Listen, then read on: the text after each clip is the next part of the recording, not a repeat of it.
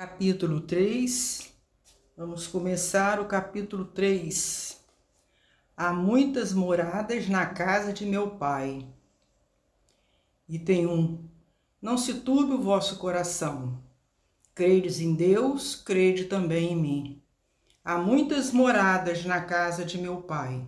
Se assim não fosse, já eu vou-lo terias dito, pois me vou para vos preparar o lugar. Depois que me tenha ido e que vos houver preparado lugar, voltarei e vos retirarei para mim, a fim de que onde eu estiver, também vós aí estejas. São João, capítulo 14, versículos 1 a 3. Diferentes estados da alma na erraticidade. Item 2. A casa do Pai é o universo.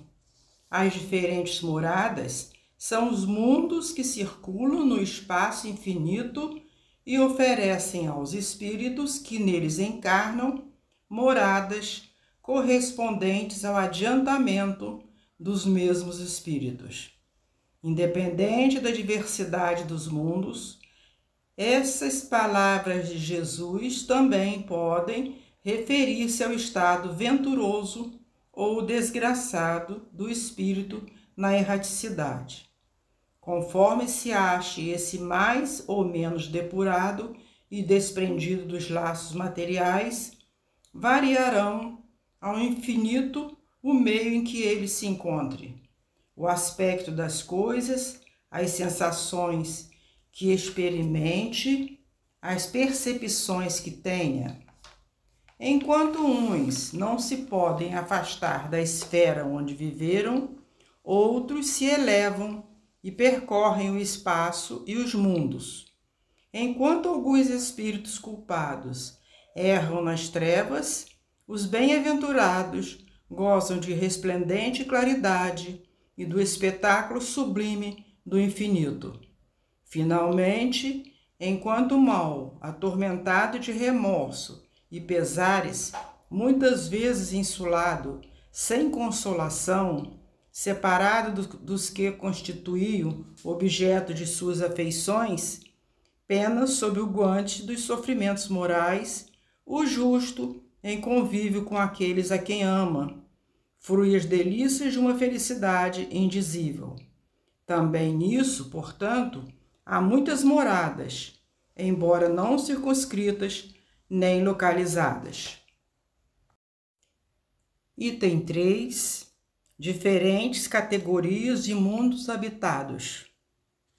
Do ensino dado pelos espíritos, resulta que muito diferentes uma das outras são as condições dos mundos quanto ao grau de adiantamento ou de inferioridade dos seus habitantes. Entre eles, há os que estes últimos são ainda inferiores aos da Terra, física e moralmente, outros da mesma categoria que o nosso, e outros que lhes são mais ou menos superiores a todos os respeitos. Nos mundos inferiores, a existência toda material, reinam soberanas as paixões, sendo que quase nula a vida moral. À medida que esta se desenvolve, diminui a influência da matéria, de tal maneira que nos mundos mais adiantados a vida é, por assim dizer, toda espiritual. 4. Nos mundos intermédios, misturam-se o bem e o mal, predominando um ou outro, segundo o grau de adiantamento da maioria dos que os habitam. Embora se não possa fazer dos diversos mundos uma classificação absoluta, pode-se, contudo, em virtude do estado em que se acham e da destinação que trazem, tomando por base os matizes mais salientes, dividi-los de modo geral, como segue: mundos primitivos, destinados às primeiras encarnações da alma humana, mundos de expiação e provas, onde domina o mal, mundo de regeneração, nos quais as almas que ainda têm o que expiar aurem novas forças, repousando as fadigas da luta Mundos ditosos, onde o bem sobrepuja o mal. Mundos celestes ou divinos, habitação de espíritos depurados, onde exclusivamente reina o bem. A Terra pertence à categoria dos mundos de expiação e provas, razão porque aí vive o homem a braços com tantas misérias. 5. Os espíritos que encarnam em um mundo não se acham a ele presos indefinidamente, nem nele atravessam todas as fases do progresso que lhes cumpre realizar para atingir a perfeição. Quando em um mundo eles alcançam o grau de adiantamento que esse mundo comporta, passam para outro mais adiantado, e assim por diante, até que cheguem ao estado de puros espíritos. São outras tantas estações, em cada uma das quais se lhes deparam elementos de progresso apropriados ao adiantamento que já conquistaram. É-lhes uma recompensa ascenderem a um mundo de ordem mais elevada, como é um castigo, o prolongarem a sua permanência em um mundo desgraçado ou serem relegados para outro ainda mais infeliz do que aqueles a que se veem impedidos de voltar quando se obstinaram no mal. Destinação da terra, causas das misérias humanas. 6. Muitos se admiram de que na terra haja tanta maldade, tantas paixões grosseiras, tantas misérias e enfermidades de toda a natureza, e daí concluem que a espécie humana bem triste coisa é.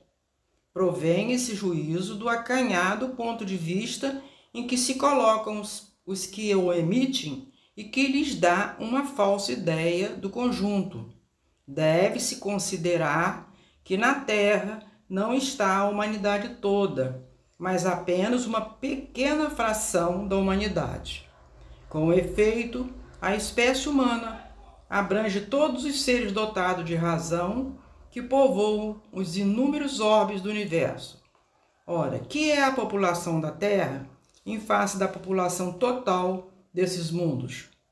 Muito menos que a de uma aldeia em confronto com a de um grande império. A situação material e moral da humanidade terrena nada tem que espante, desde que se leve em conta a destinação da terra e a natureza dos que a habitam. 7. Faria dos habitantes de uma grande cidade falsíssima ideia que o julgasse pela população dos seus quarteirões mais ínfimos e sórdidos. No hospital, ninguém vê senão doentes estropiados. Numa penitenciária, vê-se reunidas todas as torpezas, todos os vícios. Nas regiões insalubres, os habitantes, em sua maioria, são pálidos, franzinos e enfermiços. Pois bem, figure-se a terra como um subúrbio, um hospital, uma penitenciária, um sítio malsão, e ela é simultaneamente tudo isso.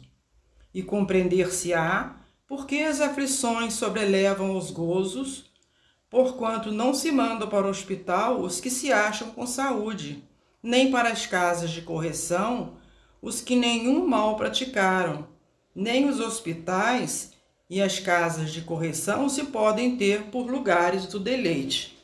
Ora, assim como numa cidade a população não se encontra toda nos hospitais ou nas prisões, também na terra não está a humanidade inteira.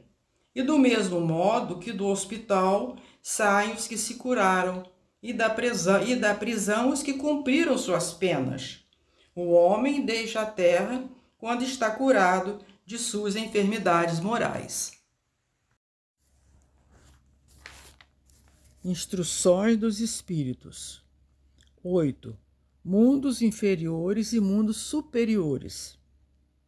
A qualificação de mundos inferiores e mundos superiores nada tem de absoluta, é antes muito relativa. Tal mundo é inferior ou superior com referência aos que lhe estão acima ou abaixo na escala progressiva.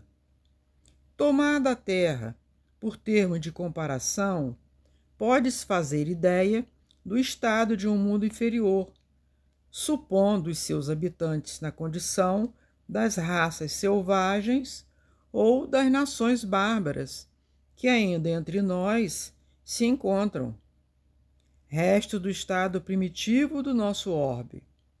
Os mais atrasados são, de certo modo, rudimentares os seres que os habitam. Revestem a forma humana, mas sem nenhuma beleza. Seus instintos não têm a abrandá-los qualquer sentimento de delicadeza ou de benevolência, nem as noções do justo e do injusto. A força bruta é, entre eles, a única lei. Carente de indústrias e de invenções, passam a vida na conquista de alimentos. Deus, entretanto, a nenhuma de suas criaturas abandona. No fundo das trevas da inteligência, jaz latente a vaga intuição, mais ou menos desenvolvida, de um ente supremo. Esse instinto basta para tomá-los superiores uns aos outros e para lhes preparar ascensão a uma vida mais completa, porquanto eles não são seres degradados, mas crianças que estão a crescer. Entre os degraus inferiores e os mais elevados, entre os degraus inferiores e os mais elevados, inúmeros outros há, e difícil é reconhecer-se nos espíritos puros, desmaterializados e resplandecentes da glória, os que foram esses seres primitivos, do mesmo modo que no homem adulto se custa a reconhecer o embrião. 9. Nos mundos que chegaram a um grau superior, as condições da vida moral e material são muitíssimo diversas das da vida na Terra, como por toda parte. A forma corpórea aí é sempre humana, mas embelezada, aperfeiçoada e, sobretudo, purificada. O corpo nada tem da materialidade terrestre e não está, conseguintemente, sujeito às necessidades, nem às doenças ou deteriorizações que a predominância da matéria provoca. Mais apurados, os sentidos são aptos às percepções, e aqui neste mundo a grosseria da matéria obsta. A leveza específica do corpo permite locomoção rápida e fácil, em vez de se arrastar penosamente pelo solo, desliza, a bem dizer, pela superfície, ou plana na atmosfera, sem qualquer outro esforço além do da vontade. Conforme se representam os anjos, ou como os antigos imaginavam, os manes nos campos elíseos, os homens conservam, a seu grado, os traços de suas passadas migrações e se mostram a seus amigos tais quais estes os conheceram, porém, irradiando uma luz divina, transfigurado pelas impressões interiores, então sempre elevadas, em lugar de semblantes descorados, abatidos pelos sofrimentos e paixões, a inteligência e a vida cintilam com o fulgor que os pintores hão figurado no nimbo ou auréola dos santos. A pouca resistência que a matéria oferece a espíritos já muito adiantados torna rápido o desenvolvimento dos corpos e curta ou quase nula a infância, isenta de cuidados e angústias. A vida é proporcionalmente muito mais longa do que na Terra. Em princípio, a longevidade guarda proporção com o grau de adiantamento dos mundos. A morte, de modo algum, acarreta os homens os horrores da decomposição. Longe de causar pavor, é considerada uma transformação feliz, por isso que lá não existe a dúvida sobre o porvir. Durante a vida, a alma, já não tendo a constringi-la à matéria compacta, expande-se e goza de uma lucidez que a coloca em estado quase permanente de emancipação e lhe consente a livre transmissão do pensamento. 10. Nesses mundos venturosos, as relações sempre amistosas entre os povos jamais são perturbadas pela ambição, da parte de qualquer deles, de escravizar o seu vizinho, nem pela guerra que daí decorre. Não há senhores nem escravos, nem privilegiados pelo nascimento, só a superioridade moral e intelectual estabelece diferença entre as condições e dá supremacia. A autoridade merece o respeito de todos, porque somente ao mérito é conferida e se exerce sempre com justiça. O homem não procura levar-se acima do homem, mas acima de si mesmo. Vou repetir.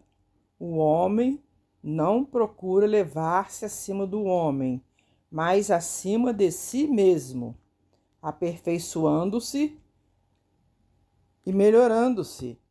Seu objetivo é galgar a categoria dos espíritos puros, não lhe constituindo um tormento esse desejo, porém, uma ambição nobre, que o induz a estudar com ardor para os igualar. Lá, todos os sentimentos delicados e elevados da natureza humana se acham engrandecidos e purificados. Desconhecem-se os ódios, os mesquinhos ciúmes, as baixas cobiças da inveja. Um laço de amor e fraternidade prende uns aos outros todos os homens, ajudando os mais fortes aos mais fracos. Possuem bens em maior ou menor quantidade, conforme os têm adquirido, mais ou menos por meio da inteligência. Ninguém, todavia, sofre por lhe faltar o necessário, uma vez que ninguém se acha em expiação. Numa palavra, o mal nesses mundos não existe.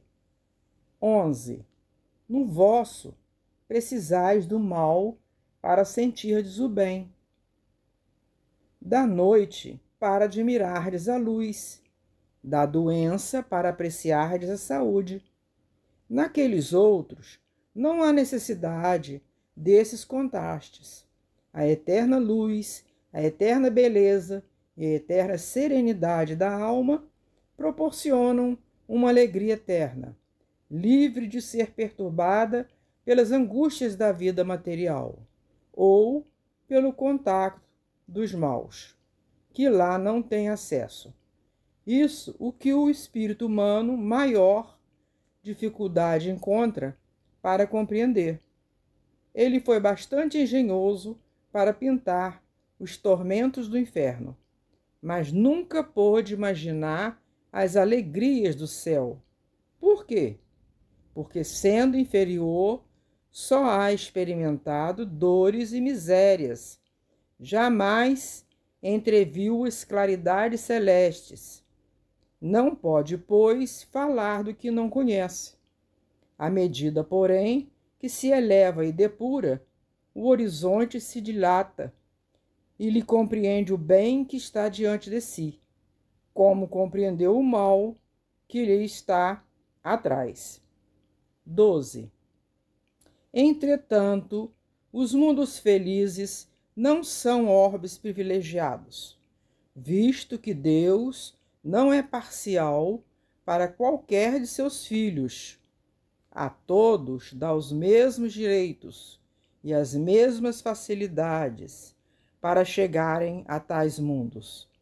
Fá-los partir todos do mesmo ponto, e a nenhum dota melhor do que aos outros. A todos são acessíveis as mais altas categorias. Apenas lhes cumpre a eles conquistá-las pelo seu trabalho. Alcançá-las pelo seu trabalho, alcançá-las mais depressa, ou permanecer inativos por séculos de séculos no lodaçal da humanidade. Mundos de expiações e de provas. 13. Que vos direi dos mundos de expiações que já não saibais, pois bastas observeis em que habitais. A superioridade da inteligência, em grande número dos seus habitantes, indica que a Terra não é um mundo primitivo, destinado à encarnação dos espíritos, que acabaram de sair das mãos do Criador. As qualidades inatas que eles trazem consigo constituem a prova de que já viveram e realizaram certo progresso, mas também os numerosos vícios a que se mostram propensos constituem o índice de grande imperfeição moral. Por isso, os colocou Deus no mundo ingrato, para expiarem aí suas faltas, mediante penoso trabalho e misérias da vida, até que hajam merecido ascender a um planeta mais ditoso. 14. Entretanto, nem todos os espíritos que encarnam na Terra vão para aí em expiação. As raças a que chamais selvagens são formadas de espíritos que apenas saíram da infância e que na Terra se acham, por assim dizer, em curso de educação para se desenvolverem pelo contato com espíritos mais adiantados. Vêm depois as raças semi-civilizadas, constituídas desse mesmo espírito em via de progresso. São elas, de certo modo, raças indígenas da Terra, que aí se elevaram pouco a pouco em longos períodos seculares, algumas das quais hão podido chegar ao aperfeiçoamento intelectual dos povos mais esclarecidos. Os espíritos em expiação, se nos podemos exprimir dessa forma, são exóticos na Terra. Já viveram noutros mundos, donde foram excluídos em consequência da sua obstinação no mal, e por se haverem constituído em tais mundos, causa de perturbação para os bons, tiveram de ser degredados por algum tempo para o meio de espíritos mais atrasados, com a missão de fazer que esses últimos avancem, pois que levam consigo inteligências desenvolvidas e o germe dos conhecimentos que adquiriram. Daí vem que os espíritos em punição se encontram no seio das raças mais inteligentes. Por isso mesmo, para essas raças é que de mais amargor se revestem os infortúnios da vida. É que há nelas mais sensibilidade, sendo, portanto, mais provadas pelas contrariedades e desgostos do que as raças primitivas, cujo senso moral se acha mais embotado.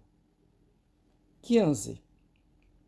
A Terra, conseguintemente, oferece um dos tipos de mundos expiatórios cuja variedade é infinita, mas revelando todos como caráter comum, o servirem de lugar de exílio para espíritos rebeldes à lei de Deus. Esses espíritos têm aí de lutar, ao mesmo tempo, com a perversidade dos homens e com a inclemência da natureza. Duplo e árduo trabalho, que simultaneamente desenvolve as qualidades do coração e as da inteligência. É assim que Deus, em sua bondade, faz que o próprio castigo redunde em proveito do progresso do espírito. Santo Agostinho, Paris, 1862. Mundos regeneradores. 16. Entre as estrelas que cintilam na abóbada azul do firmamento, quantos mundos não haverá como o vosso, destinados pelo Senhor à expiação e aprovação? Mas também os há mais miseráveis e melhores, como os há de transição, que se podem denominar os de regeneradores. Cada turbilhão planetário, a deslocar-se no espaço, em torno de um centro comum, arrasta consigo seus mundos primitivos, de exílio, de provas, de regeneração e de felicidade. Já se vos há falado de mundos onde a alma, recém-nascida, é colocada, quando ainda ignorante do bem e do mal, mas com a possibilidade de caminhar para Deus. Senhora de si mesma, na posse do livre-arbítrio, já também se vos revelou de que amplas faculdades é dotada a alma para praticar o bem. Mas há os que sucumbem, e Deus, que não as quer aniquiladas, lhes permite irem para esses mundos, onde de encarnação em encarnação elas se depuram, regeneram e voltam dignas da glória que lhe fora destinada. 17. Os mundos regeneradores servem de transição entre os mundos de expiação e os mundos felizes. A alma penitente encontra neles a calma e o repouso e acaba por depurar-se. Sem dúvida, em tais mundos, o homem ainda se acha sujeito às leis que regem a matéria.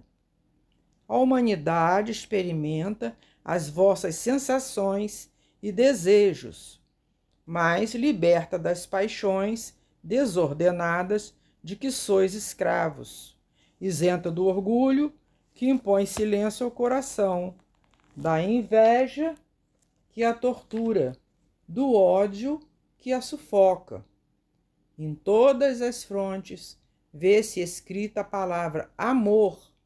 Perfeita equidade preside as relações sociais. Todos reconhecem Deus e tentam caminhar para Ele, cumprindo-lhe as leis. Nesses mundos, todavia, ainda não existe a felicidade perfeita, mas a aurora da felicidade. O homem lá é ainda de carne e, por isso, sujeito às vicissitudes de que, libertos, só se acham os seres completamente desmaterializados. Ainda tem de suportar provas, porém, sem as pungentes angústias da expiação. Comparados à terra, esses mundos são bastante ditosos, e muitos dentre vós se alegrariam de habitá-los, pois que eles representam a calma após a tempestade, a convalescença após a moléstia cruel. Contudo, menos absorvido pelas coisas materiais, o homem divisa, melhor do que vós, o futuro compreende a existência de outros gozos prometidos pelo Senhor, aos que deles se mostrem dignos, quando a morte lhes houver de novo ceifado os corpos, a fim de lhes outorgar a verdadeira vida. Então, liberta, a alma pairará acima de todos os horizontes. Não mais sentidos materiais e grosseiros, somente os sentidos de um perispírito puro e celeste, a aspirar às emanações do próprio Deus, nos aromas de amor e de caridade que do seu seio emanam. 18. Mas há nesses mundos, ainda falível, é o homem e o espírito. O espírito do mal não há perdido completamente o seu império. Não avançar é recuar. E se o homem não se houver firmado bastante na senda do bem, pode recair nos mundos de expiação, onde então novas e mais terríveis provas o aguardam.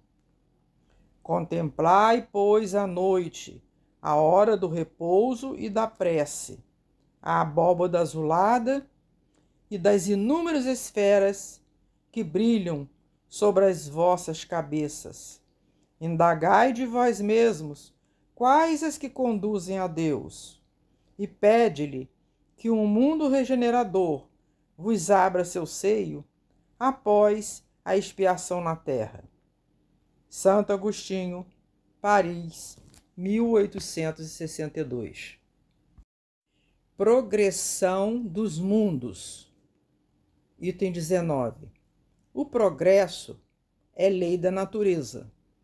A essa lei, todos os seres da criação, animados e inanimados, foram submetidos pela bondade de Deus, que quer que tudo se engrandeça e prospere.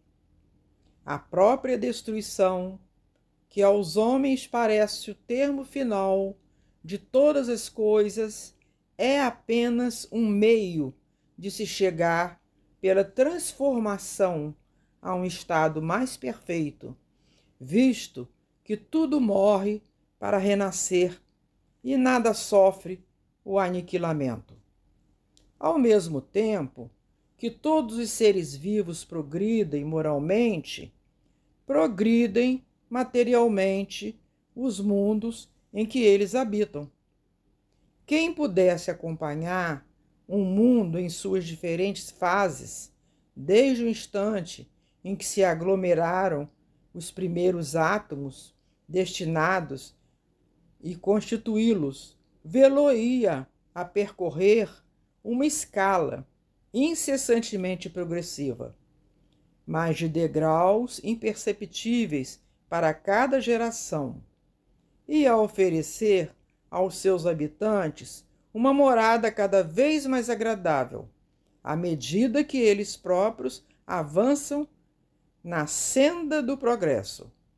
Marcham assim, paralelamente, o progresso do homem, o dos animais, seus auxiliares, o dos vegetais e o da habitação.